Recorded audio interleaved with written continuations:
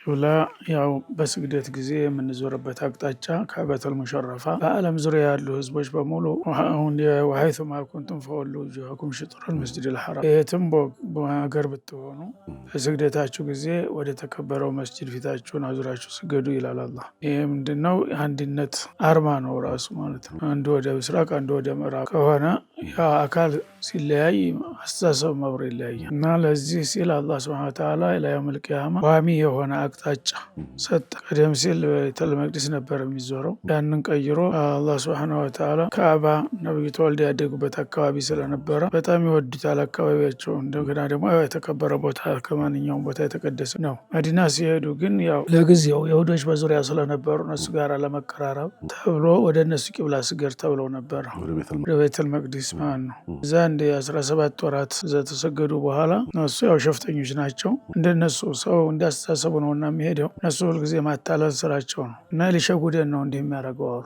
ያው የኛን ቂብላ ሲያከብር እኛ ጋር ለመግባባት ብሎ እንጂ እውነት ተልቡ ነው ወይ እያሉ ማማት ጀመሩ ማለት ነው። መኮች ደግሞ እዛ ሄዶ ወደ ቤተል መቅዲስ ነው እየሰገደ ሲባል የበስተናደዱ እኛን ቂብላ አርክሱ በሚልበት ጊዜ አላህ ሱብሓነሁ ወተዓላ ነብዩም ይህን ነገር ጊዜያዊ ይሆናል ከጊዜ በኋላ ምናልባት መለስ ይሆናል የሚል ተስፋ ነበራቸው። በየጊዜው ጅብሪል በመጣ ቁጥር ስለዚህ ጉዳይ ይዞ ይመጣል እያሉ ይጠብቁ ነበረ ማለት ነው። ቀድ ነራ ተቀልበ ወጅሀከ ፊሰማኢ ፈለንወሊየነከ ቂብለተን ተርዳሃ ፈወሊ ወጅሀከ ሸጥረል መስጂዲል ሐራም አለ አላህ ሱብሓነሁ ወተዓላ። እና በየጊዜው ያው ጅብሪል የአይነት ዜና ይዞ ይመጣል ብለህ አይንህን ወደ ላይ ስታማትር አይተናል እናውቃለን አለ። ልክ አሁን ጀምሮ አንተ እንደፈለግከው ይሁንልህና ወደ መስጂዲል ሐራም ዙረህ ስገድ አለ። ቀጥሎ ለኡመቱም ጭምር መሆኑን ምናልባት ነብዩ ናቸውና እንደዚህ የታዘዙት ሌላው እንደፈለገ እንዳይል ደግሞ ወሐይቱማ ኩንቱም ፈወሉ ውጁሀኩም ሸጥረሁ፣ ሁላችሁም የትም ቦታ ብትሆኑ በቅርብም በሩቅም በምስራቅ በምዕራብ በደቡብ በሰሜን ሐታ ቤተል መቅዲስ ያለው ቤተል መቅዲስ ያለውም እንኳን ወደ ካዕበተል ሙሸረፋ ዙሮ መስገድ ያለበት ተባለ።